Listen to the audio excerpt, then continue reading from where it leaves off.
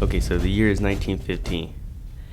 So you have the German Empire, or should I really say the Central Powers so far in the Entente, the Allies pretty much.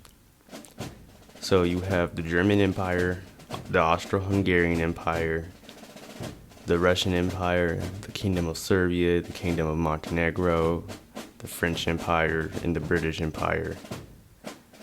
Germany wants a lot more of everything pretty much. They want more land from pretty much everyone, from Russia to France, anyone that can get land from. France wants some land that Germany had taken from them recently. And yeah. So one day the future Archduke of Austro-Hungary took a ride down in Bosnia, which was under the rule of the Austro-Hungarian Empire, and a Serbian man killed him. So after he was assassinated, the Austro-Hungarian Empire thought the Serbian government was behind it, and so they sent an ultimatum to Serbia, demanding things pretty much that was completely out of Serbia, that they couldn't. Pretty much Serbia had none of it, so they refused, and the Austro-Hungarian Empire declared war on the Kingdom of Serbia. So Austria-Hungary is backed by the German Empire, and Serbia is backed by the Russian Empire and Montenegro, and the Russia is backed by France.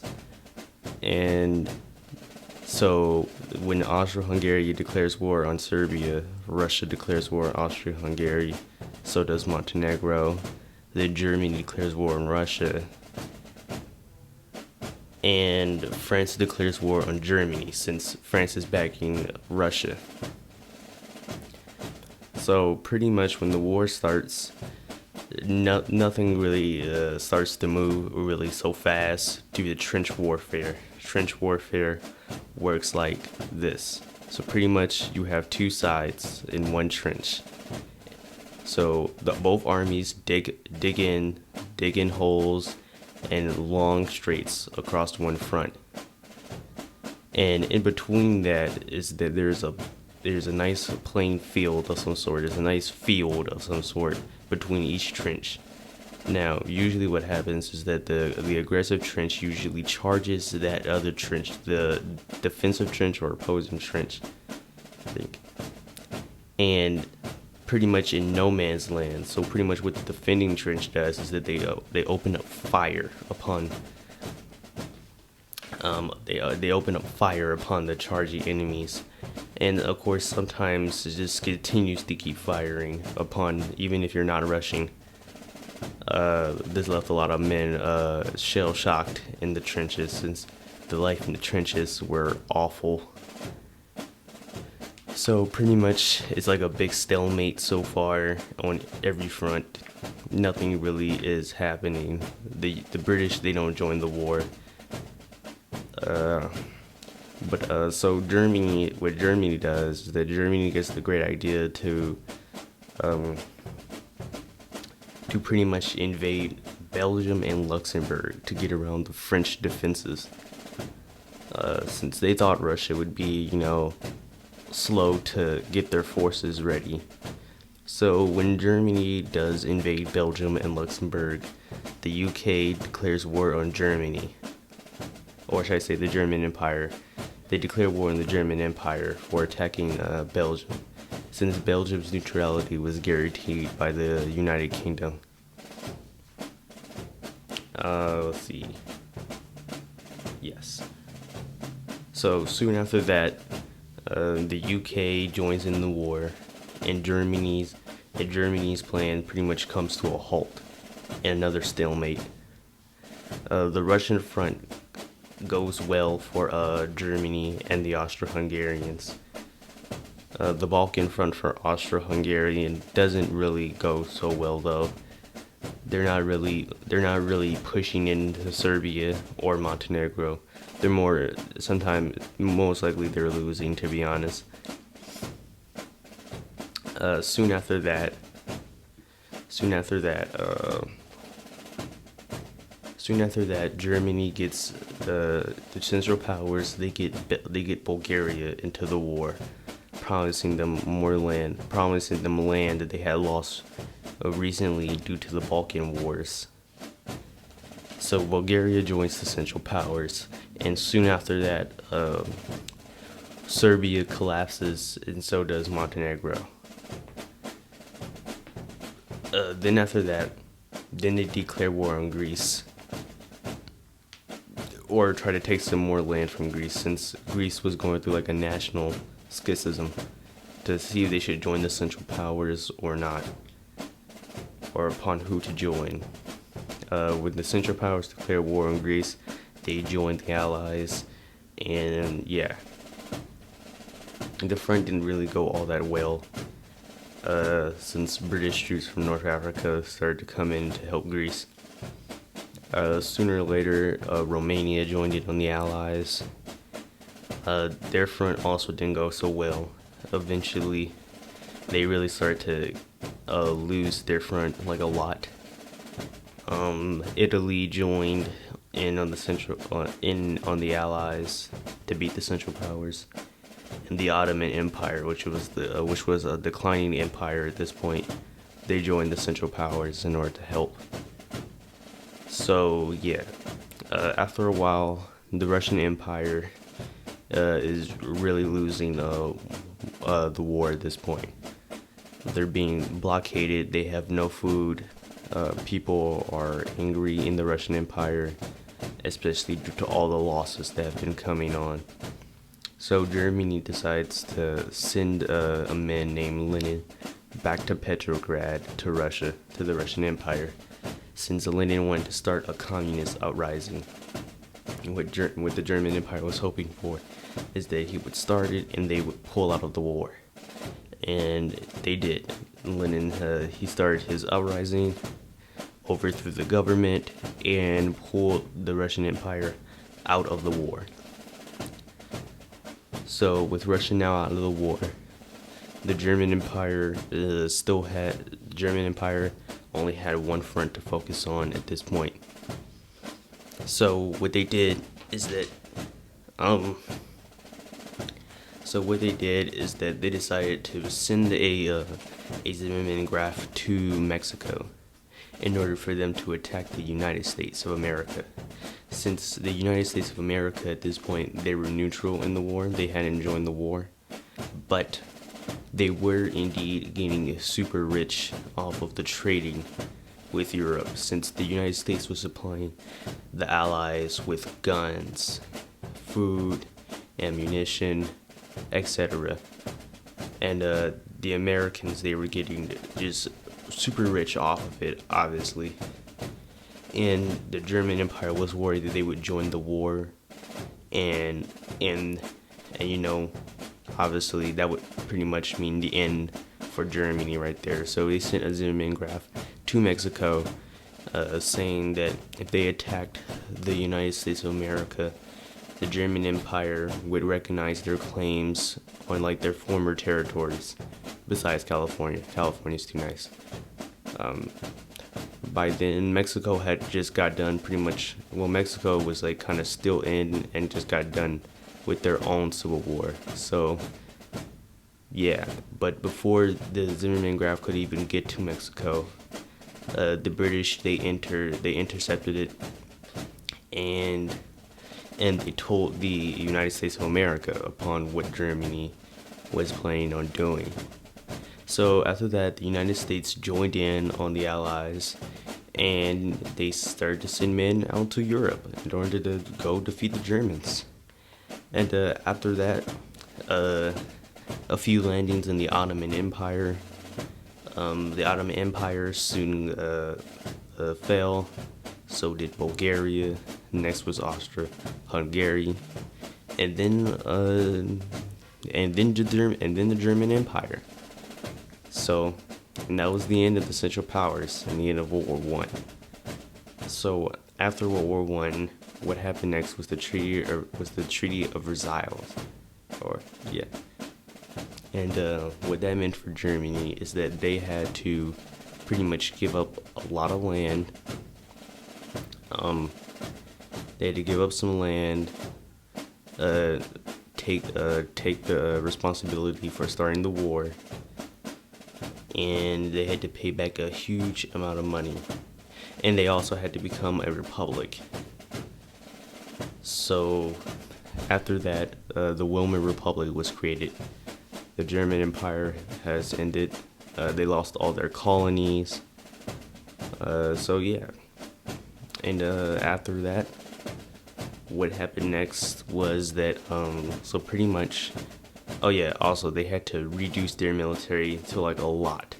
So like only like 100,000 men in one army. In their army, only 100,000 men in their army.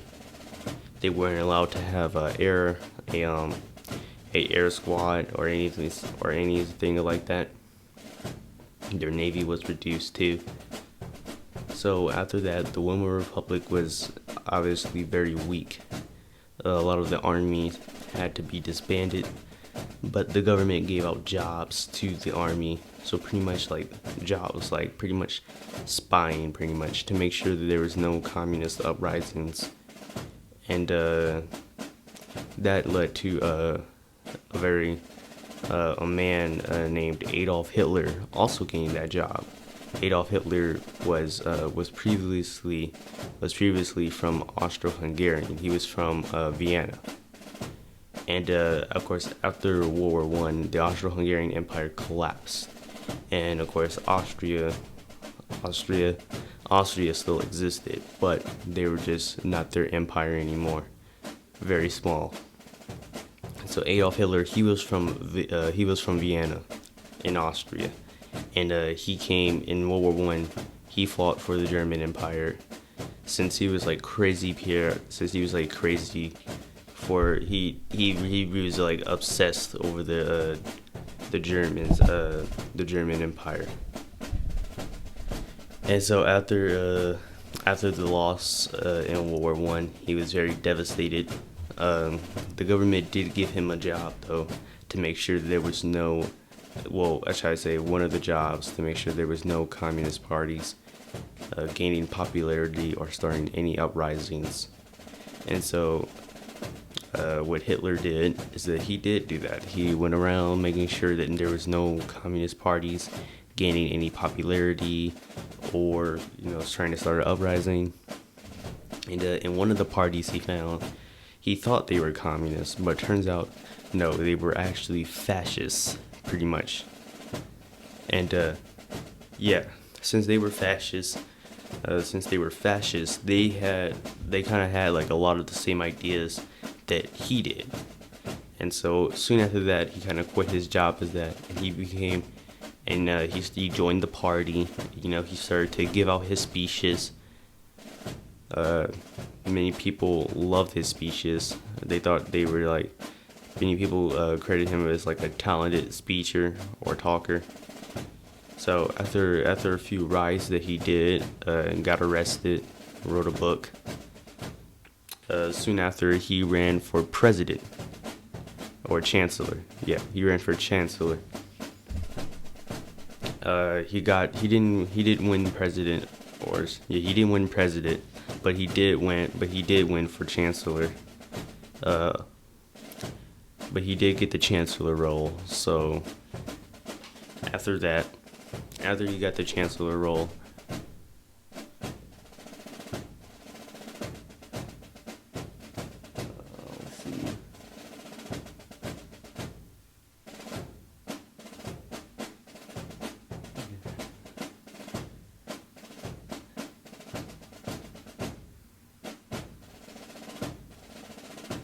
I think it was like a uprising that he did after he got chancellor. I think after he got chancellor, he did like some type of uprising of some sort. I don't really remember upon how he totally got into power, but he did get into power. I tell you that he did get into power. After he was in total control, he established a dictatorship at its core. He established a dictatorship with him at its core. So pretty much, he ruled the entire country, pretty much. So after this, Nazi Germany, and you have, so yeah, pretty much now at this point is Nazi Germany. So yeah, Hitler at this point, he pretty much went full megalomaniac. He thought that he was like a savior of the German race, pretty much. He believed the most purest of he believed the most purest of Germans and the best race above all was the Aryans. And the worst race were the Jewish and blacks. Pretty much. So that was the second fascist country in Europe. The first one being Italy. Italy was after World War One. Italy wanted some lands that they had fought for in World War One. Pretty much when the British promised them some lands if they had joined in on the war to defeat the Central Powers. And Italy did not get that land. Italy got none of those lands that they hoped for.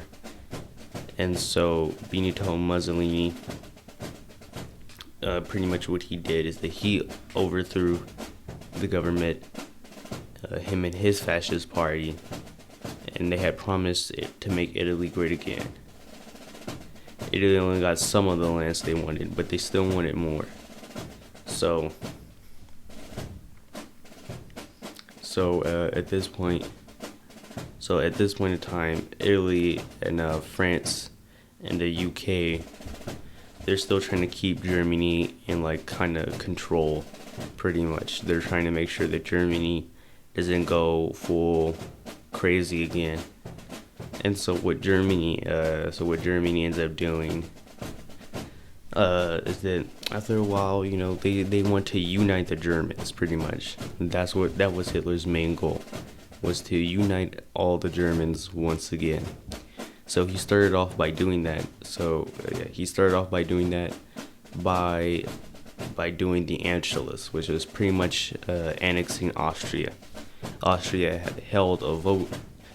I wouldn't really say it was a clean vote, but pretty much they had voted to be annexed by the Germans.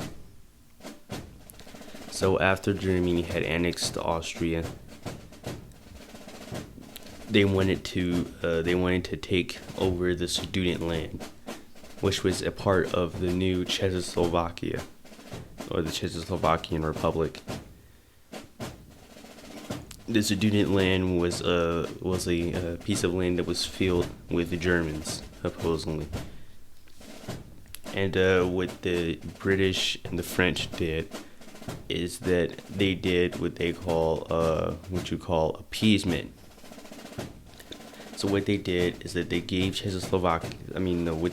they gave Germany the lands they wanted, which was the Sudetenland. In Austria, obviously, they didn't interfere in Austria or the Sudetenland. So after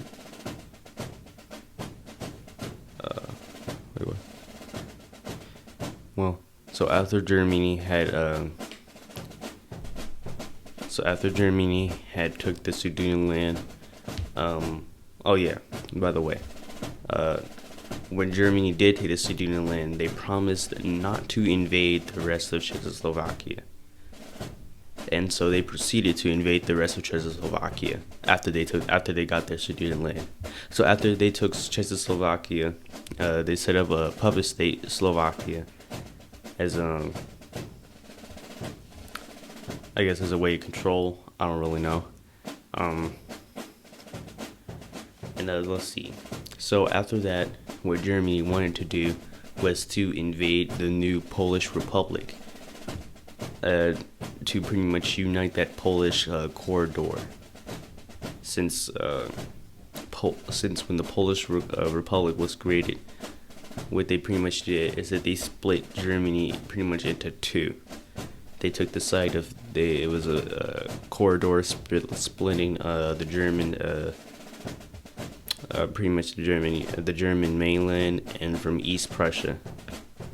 So when Germany, so what Germany had done is that they had made a non-aggression pact with the USSR, or the Soviet Union, which was now communist at this point and ruled by Joseph Stalin. So the Molotov-Ribbentrop Pact, pretty much what it did is that it promised that Germany would not invade the Soviet Union, and the Soviet Union would not invade the Nazi Germany. So what they did is that after it was signed, they had made plans in order to carve up pretty much Eastern Europe, and that include Poland. So when Germany invaded Poland, 2 weeks later, the Soviet Union also invaded Poland. And the Allies, they declared war on Germany, but not the Soviet Union. So after the fall of Poland, Germany had pretty much so what happened after that is that pretty much for 8 months it was like the phony war. Nothing really happened. Nobody really did anything besides like a small launch into the Saar, but that did nothing because then the Allies retreated, or should I say France retreated. What the British really wanted to do, so they wanted to solve it, peacefully and with diplomatic ties or whatever. That didn't work. So what the Allies decided to do next is that they decided to try to cut off Germany's not steel. They tried to cut off Germany's iron ore supply, which is coming from neutral Sweden and was going through neutral Norway.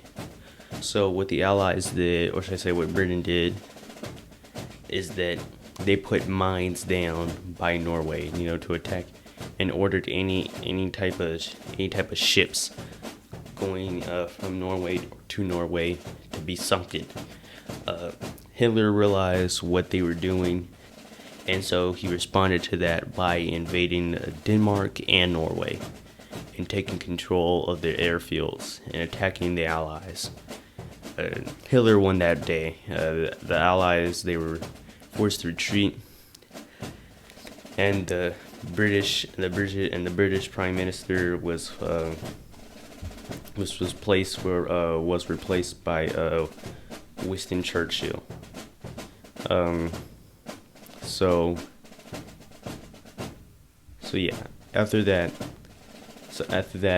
Germany was finally ready to start their assault on France. So what Germany had did is that they, of course, pretty much did their same plan as before. They invaded Netherlands, Belgium, and Luxembourg, and pretty much going through the Benelux region. And Hitler had a different strategy than before, and of course, as you know, it's called Blitzkrieg, or lightning war.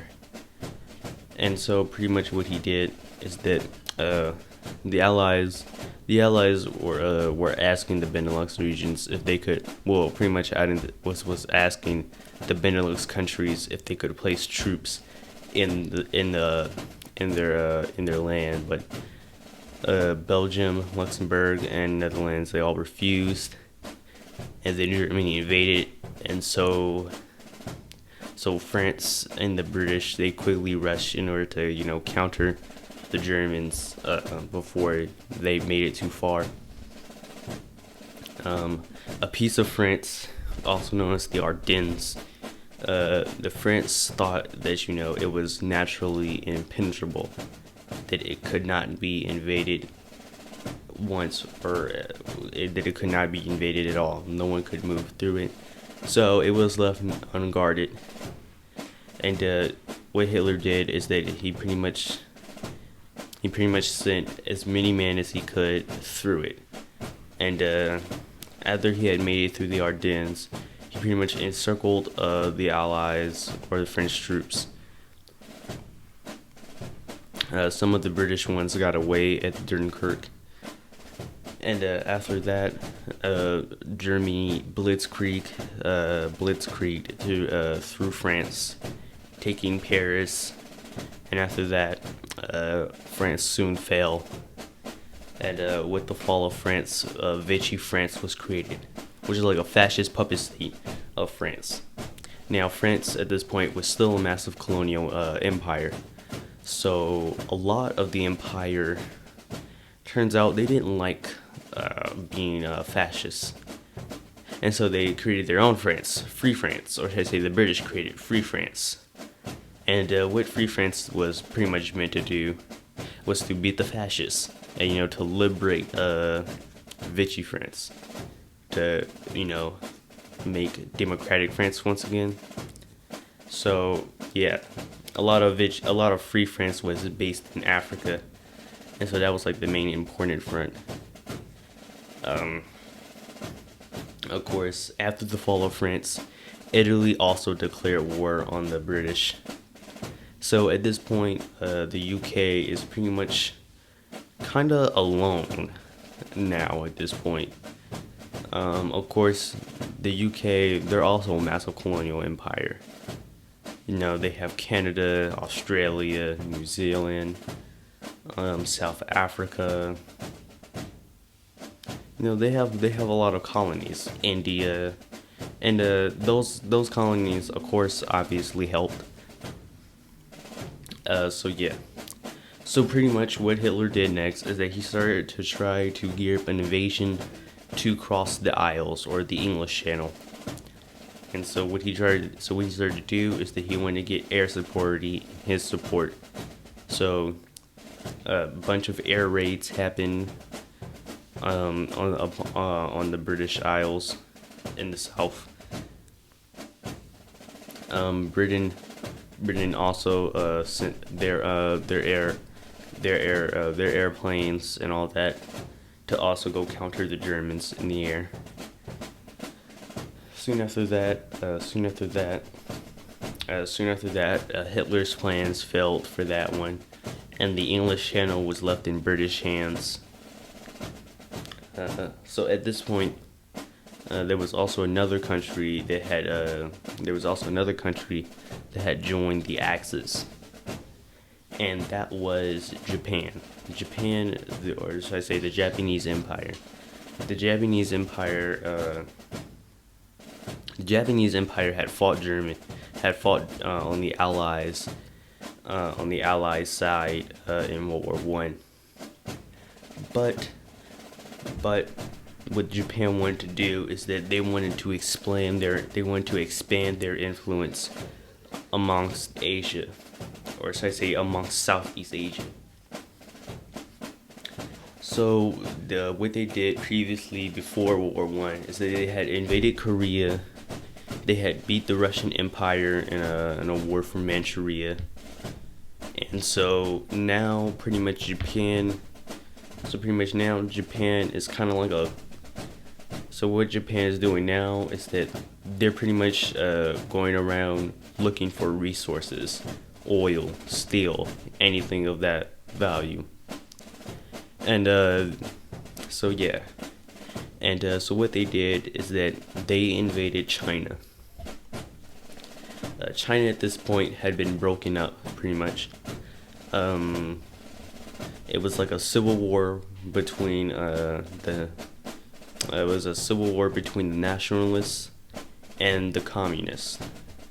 Communist China was doing an entire civil war that had been going on for quite some time now, and so had the nationalists. Now the other Chinese states, what should I really say, when Japan invaded, pretty much what the Chinese warlords did is that they stopped fighting each other and they formed the Chinese United Front, which pretty much sought to counter the Japanese aggression. What Japan also wanted to do is that they wanted to expand their influence southwards. And the South and a lot of Southeast Asia was heavy colonized by Western powers. It's like France, France in Indochina, Vietnam, Cambodia, Laos, Britain, Britain in India, Malaysia, Australia, the Dutch, the Netherlands, and the Indonesia, the United States, in the Philippines, and Guam, which had previously been taken from the Spanish. And, of course, some of the Portuguese lands that were also down there. But, yeah, pretty much just heavily colonized by Westerns. So, what Japan didn't really have a big or powerful navy in order to combat. Like, for example, they didn't have a large enough navy to combat, like, the Americans. The United States American Navy could easily, at that point in time, beat in the Japanese Navy. So could have Britain's or France, pretty much. Well, I wouldn't really say that, not during that time, since France and Britain were kind of occupied dealing with Germany. So what had happened is that at that point is that Japan got the idea to pretty much destroy the American Navy before they start their invasions on Southeast Asia. So what they did is that Japan sent a bunch of bombers and planes to Hawaii, which was a strategic naval base for America, since it was out there way in the Pacific.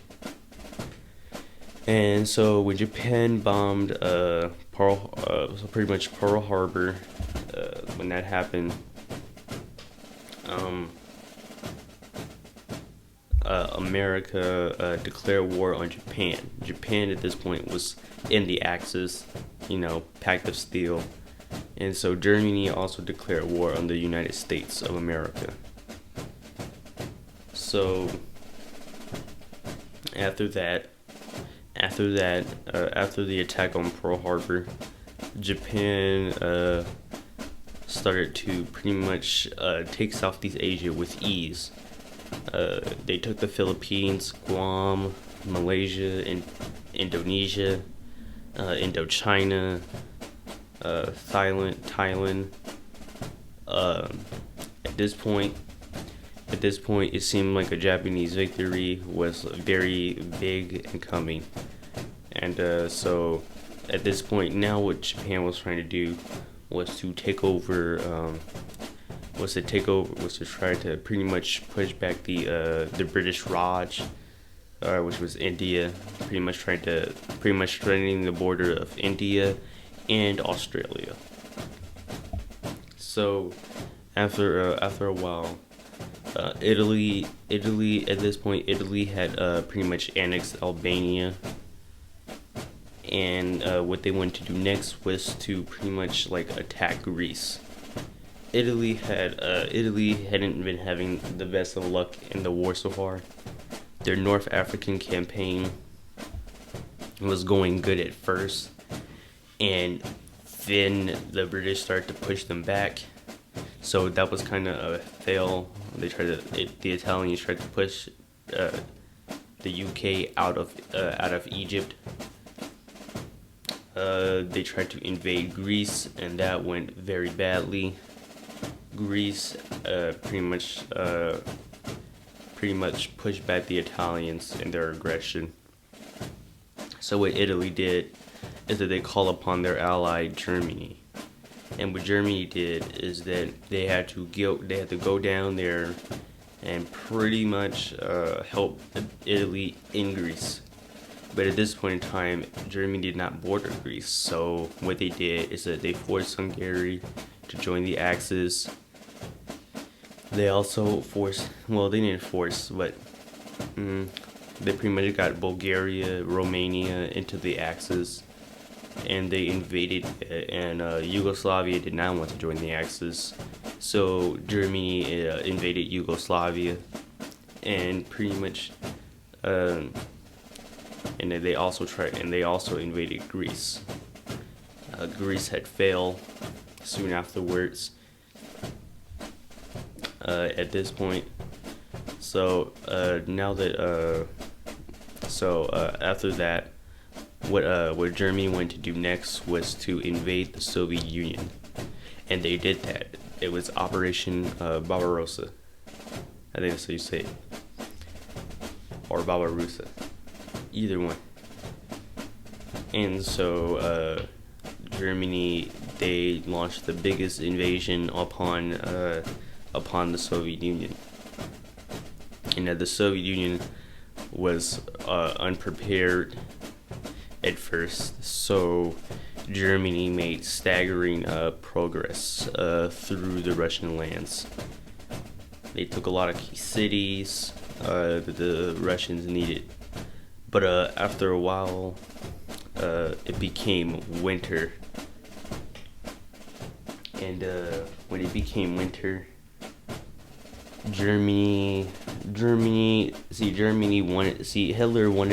Hitler had expected that he would have won before winter, but the Russians, they did not surrender. So what Hitler tried to do was to pretty much keep going through the winter, and that ended horribly. The oil started to freeze inside the tanks. Men were starting to die. So it wasn't going good. So they had to wait until the winter ended. When winter did end,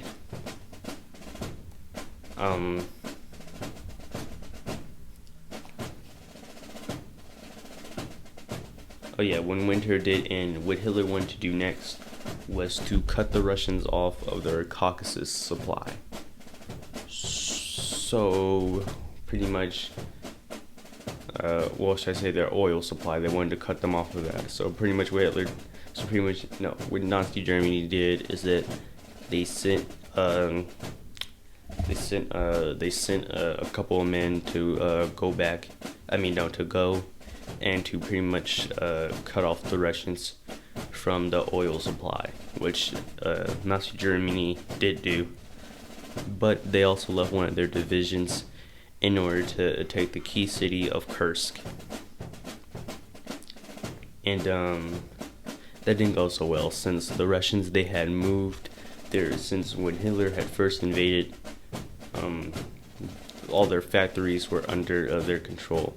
So what Russia did is that they moved them further away, pretty much, and those factories had been pumping out a lot more of tanks, aircraft, etc. And so what Russia did is that they brought their new divisions, and they pretty much counterattacked the Germans. In a move, they pretty much encircled the Germans and defeated them. And after that, it was like a big turning point. It was like a big turning point in the war. So now Germany was losing on the Russian front, and So now that the Soviet Union was pushing back, let's see. After a while, the North African campaign failed for the Axis, and the North Africa was completely held in the Allies' hands. So what the British wanted to do is that they wanted to start an invasion in Sicily and go through Italy in order to beat the Germans. In order to beat the Axis. What the United States of America wanted to do was to invade Normandy and southern France in order to beat them. So what they did is that they pretty much did both. They started in Italy. In southern Italy, and they started to make their way through. See, after the Allies had landed in Italy and pretty much started to win there, a lot of the Italians, they didn't want any more war. So what Italy did is that they opted for peace, and they surrendered. Germany had pretty much invaded Italy, and it took control of their lands and set up like a puppet state. And that didn't really go so well. And D-Day also happened in Normandy. The Allies landed in Normandy and slowly started to push the Germans out of there. And with more Allied troops landing in southern France, France was soon liberated, and they also started to push back the Germans even more. Russia at this point, they were deep into pretty much Eastern Europe. So yeah, the Germans were pretty much at this point losing on all fronts. After a while, Germany, Hitler soon killed himself in his bunker, and